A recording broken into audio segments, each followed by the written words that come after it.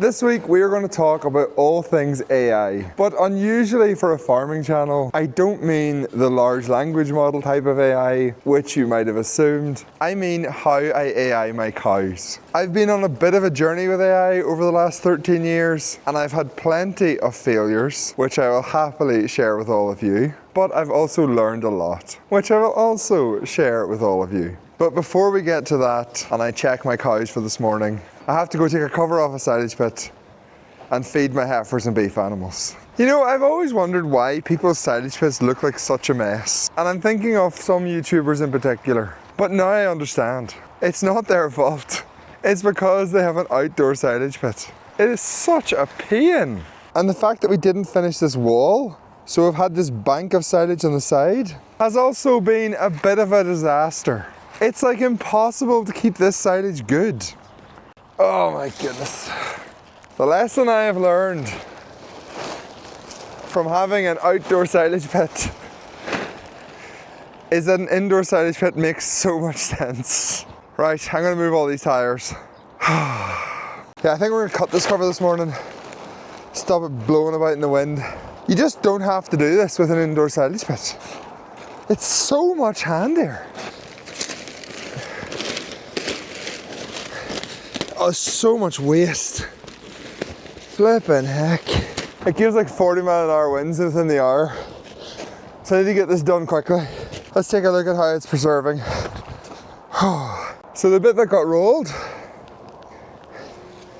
is absolutely perfect underneath. Zero waste on top. The bit at the side here, where everyone was too scared to drive too close to, so it wasn't well compacted and rolled. Absolute slimy, rotten mess. This is the perfect real-life example of why rolling silage and using a compactor is so important. Just 1 meter away, you get this stuff, which is perfect. Exactly the same silage, exactly the same cover, but totally different in how it preserved. What a mess. At least now I do understand other people's silage. It's actually not their fault. Right, I'm going to feed my heifers. I'll catch up with you in half an hour when we'll go and talk about AI.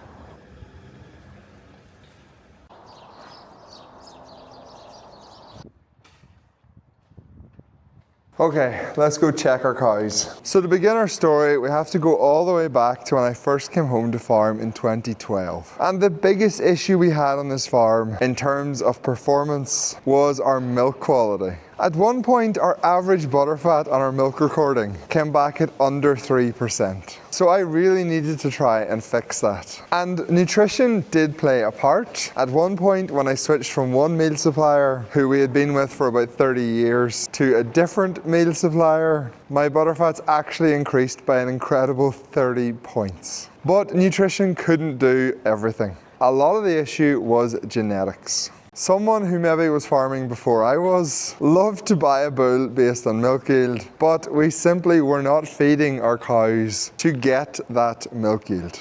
So things had to change. And the way I thought I was going to do it was through the use of AI, as in artificial insemination. Cow AI, not AI. So I went and done an AI course. I spent 3 days trying to learn how to AI cows, and honestly, I don't think I was any better at it when I finished than when I began. To say that I found AI in cows difficult would be a massive understatement. I just could not do it. But I did persevere. I got myself an AI tank. I bought myself 44 straws from an Irish breeding company. We'll get to that mistake shortly. And in my first year of AI, I managed to get 11 heifer calves, which was actually really good. So year one, I bought 44 straws and I got 11 heifer calves. And then we get to my second year of AI. And the reason I remember these figures is because it was so disappointing. In year two of trying to AI my cows, which I think was 2014, I put in so much effort. I used 150 straws over the course of 4 months, and incredibly, I only got 17 cows in calf. It was catastrophically bad. I honestly can't remember the reason it was that bad. Was it because of the nutrition of the cows? Was it because I just couldn't do it? I don't know, but I do remember the results. So at that point, most people would have given up. But I am not most people. So I persevered. And thankfully, by year 3, things started to work. I knew what I was doing. I was even AIing young heifers at this point, and I had a lot more success. So from year 3 on, I would say I'm fairly competent at AIing cows. And when it came to heat detection, I was just using tail paint, but I was really putting in the effort and making the system work. One of my favorite things to do was come out here at 10 o'clock in the evening, chalk my cows for the second time in a day, walk around them all, and just enjoy the peace and the silence. And then, unfortunately for my cows, in 2016 I got married.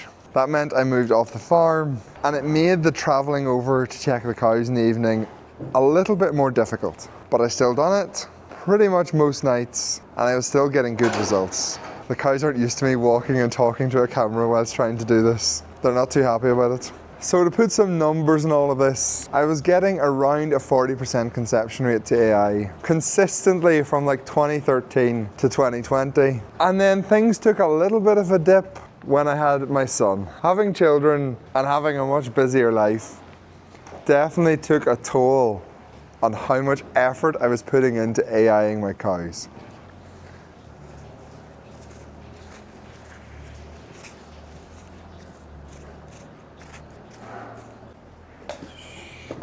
Calm down. Are you in heat? You could be in heat. It wasn't catastrophic, but I've never got the figures I was able to get before I had children. What was her number? 8042.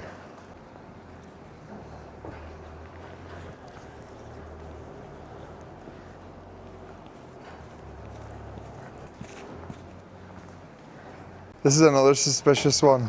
And all of that brings us to today, to 2025 and the start of the breeding season to AI for another year. Plan now for this year is to really put in the effort to get back to where I was in 2019. I am going to come over here and check my cows every single night.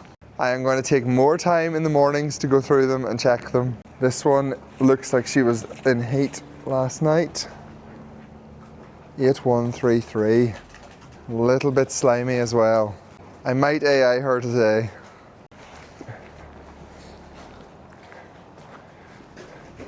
The simple reality is I need really good results this year. So next winter we have a gap of 30 or 40 heifers that we would normally have that we don't have. And my plan to fill that gap is to try and get more cows in calf now. So that's my journey with AI. There is some other things as well. I used to use pretty much exclusively genomic bulls. This one's definitely in heat today. 8010. As I was saying, I used to use exclusively genomic bulls. Tried to predict the future. But honestly, it never worked out well. And it took me a few years to figure it out. But eventually I realized I should just be buying proven bulls. Some of the highlights of the genomic bulls I bought include Batman and Bloomfield.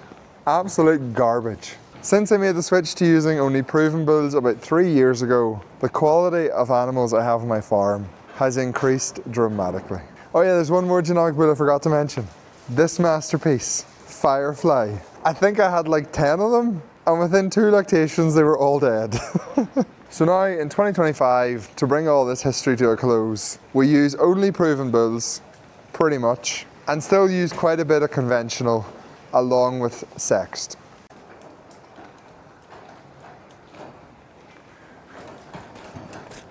Right, let's go check these 2 numbers, see if they're eligible to be AI'd. Hopefully they are, because it would be nice to show you the process. One of the really key parts of me AIing cows is my farm software. Because it keeps track of cows which have had heats, allows me to check if cows had a last heat 21 days ago. Again, if they line up, gives me more confidence. Allows me to track problem cows, check days in milk, all of that really useful stuff. So our first animal, 8042, she is only 30 days in milk, so she is not going to be AI today, but we're going to add her heat date so that in 21 days time, if she's in heat again, we can come back and check, and it helps validate that as a heat. The next cow, 8010, I think she's freshly calved as well. Yes, she is 22 days in milk. So again, same idea. We're gonna add our heat date, and we'll have to just come back in 21 days and see if we can get her at that point. This is what the dashboard looks like. You can see when she calved, you can see previous heat dates, how many days in milk, previous AI dates. She got 2 trooper straws last year, and I was 100% confident she was going to go and calve. And you can see here the heat dates, the black squares, the little crosses are AI events, and then where the AI event is circled, that is when she actually conceived and went and calved. Then down here, as we get heats entered and cycles missed, these two sides will populate, and then over here we have problem cows. So at our last scan at the end of August, this is the list of cows that were not in calve, but the bull was still out with them, so they all have to be rescanned within the next week or two just to see how they ended up. Then over here we have some stats for fertility, so our average age at first calving. This is our pregnant less than 100 days in milk, so you can see we're sitting at about 55%. Conception rate, this is to AI, this includes the bull, so the bull is doing a lot of heavy lifting on this figure. To AI conception rate, you can see it was 38% last year, 39% the year before, and then 2022 was a really bad year because of the BVD infection. That's my theory at least. There was a month where nothing went in calve. So yeah. So unfortunately today we have no cows to AI, but we'll be back over tonight to check the cows again. And we also have tomorrow morning to check the cows to see if there's any running. So I'm hopeful I'm going to have a cow to AI and put into this video. But just to finish off the talking part this morning, so I don't forget what I've said, let me answer a few questions I am certain I'm going to be asked. Question number 1, do I AI all year round? No, I AI in the winter from the start of December until the cows go out to grass, which is usually around mid-March. The rest of the year when the cows are out in the field, we use a stock bull. The last 2 years we have been buying stock bulls from Red House Holsteins, and they have been incredible. Pretty certain I'm going to get better calves out of them than any AI bull I'm buying. The calves that are due to be born out of the stock bull in the next few weeks are from a son of Renegade. So I AI for about 4 months, the stock bull goes in for about 5 months, and then we have a 3-month break over summer where we don't do any breeding. Sorry, there's a 3-month break over summer where there's no calving. There is a 3-month break in breeding from the start of September to the start of December. Question 2, I imagine you might want to know. Why do I not have heat detection collars? Why am I still chalking my cows? Well, to be honest, I don't really know the answer to that either. It's just one of them investments I've never had the timing right to make. I've always spent the money on something else. And the walk and chalk does work really well if you put in the effort. And honestly, before I had kids, I really enjoyed putting in the effort to this job. I really enjoyed coming over here at 10 o'clock at night and having that nice routine. And I accept my life is maybe now too busy to keep thinking I'm capable of doing that again, but I'm still going to try. And it's also very important to remember that if I do invest in heat detection collars, I have to make that financial investment pay off over just a 4-month period. A 4-month period where I'm only realistically trying to get maybe 50 or 60 cows in calve, because the majority of our cows still calve in the springtime. We synchronize our heifers, so I don't need heat detection collars for them. So it's harder to make a return on the investment. Although I am pretty certain I would still get a return on the investment. The cows really don't like me talking and filming. The other question I probably need to answer is the comment I made at the start of this video about my big mistake buying Irish bulls. And I'm perfectly aware that a lot of my audience is Irish, so I need to tread carefully. So the problem I had with the EIB bulls I bought was that they didn't give anywhere near enough milk. The 2 bulls I bought, one of them gave about 4,500 litres, and the other at best was touching 6. after like the third or fourth lactation. And that is just no good for making money on my system. Next week's video is to automate these two drinkers so they flush and drain like the front two. Because you wouldn't believe how often I have to clean them out. So that's pretty much my journey with AI. I've made a lot of mistakes, whether it's using the wrong bulls, not doing a good job of my heat detection, or not vaccinating for BVD. But I have struggled on and achieved mediocre results year after year. Maybe I'm being harsh on myself. The results have been fine. They've done exactly what I've needed them to do. And going forward for this year, for the next 3.5 months, I am gonna do better.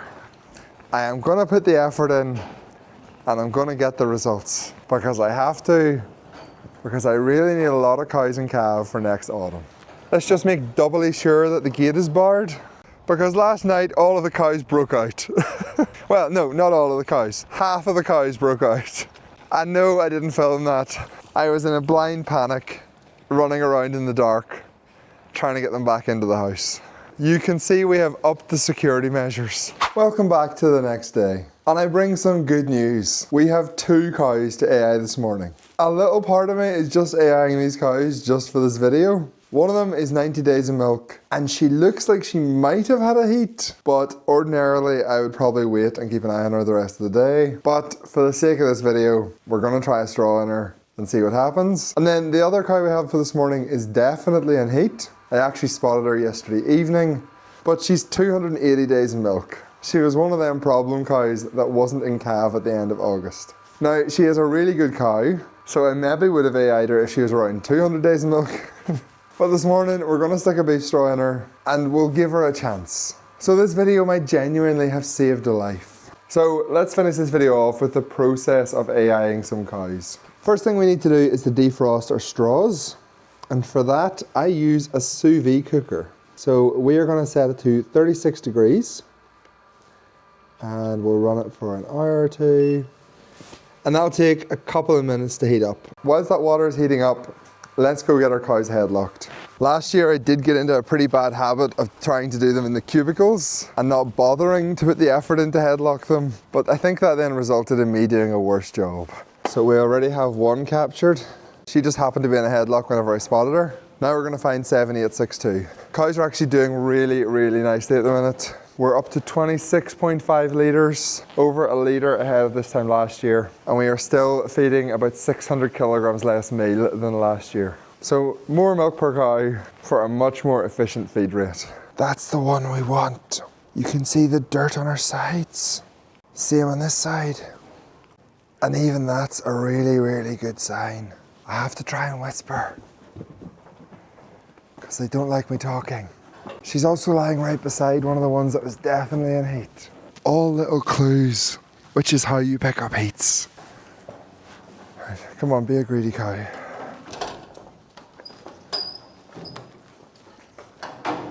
Perfect. That's 7862, that's 7416, 36.4. So that is our straw in the hot water now defrosting. We ended up going with a bull from last year called Taos. I had a couple extra left over. It's a good choice of straw for a cow I'm not sure about. Now we need to warm up our AI gun, warm up our paper towel, and now we put our straw into our gun. Chop the top off, put on our sheath, take off our watch, and let's go AI a cow. Okay, I'll set you here, but I'll talk you through the process. Right, we'll find out very, very quickly if this cow is actually in heat, because it is almost impossible to AI a cow when she's not in heat. Okay, it seems fairly good so far. So now I am gently holding the cervix, which feels like hard but yet squishy. My description is going to be so bad. And I'm just moving the cervix around so that the end of the AI gun can hopefully find the entrance. And sometimes the entrance won't be lined up with the direction your gun's coming from, so that's why you need to move it around. So I think I've now made it into the entrance, but sometimes you can deceive yourself. So now I'm just moving the cervix around slightly, pulling the gun gently back and forth. so that if I'm stuck on something, I'll hopefully get free from it. We're just trying to find a way through. Okay, so I think I'm stuck on something. So I'm going to come back quite a bit, go back forward again, and we're through. And it's really easy to move the gun back and forth, which again, just sort of adds to the fact that this cow's probably in heat. So now I'm going to pull the gun back, and I've got my index finger just at the end of the cervix, and I can feel like the hard ring around the cervix, and then just the tip of the gun just poking through. So I'm just like gently stabbing the end of my finger.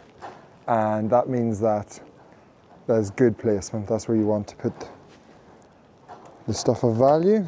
So I've squeezed the gun, taken it out, and that's it.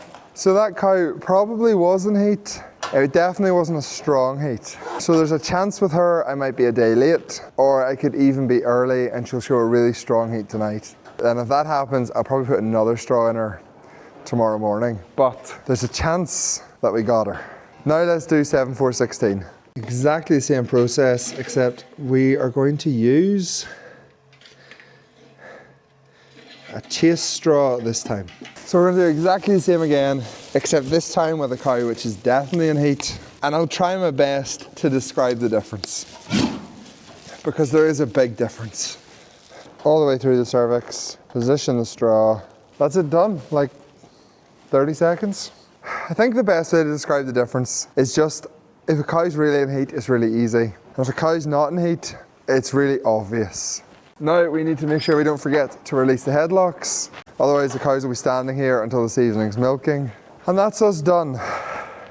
And just before I wrap this video up, I have one more thing to tell you all about. Me and a guy, Ollie Fletcher, are starting a bit of a new project. It's a new YouTube channel called Politically Hopeless. And it's gonna be a short podcast series where me and Ollie talk about all things politics. The idea here is that he is left wing, I am right wing, and we talk about controversial and complicated issues in detail and see if we can come to some sort of agreement. And because it is so political, we did decide that we would make a new channel for it. So if that kind of thing interests you, and you've enjoyed that little flavour in my videos on this channel, I would definitely recommend you go and subscribe to the new channel. Tomorrow, our pilot episode, if you like, is going to be posted on our channels. So it is going to pop up on this channel tomorrow evening. I think it was a really good conversation.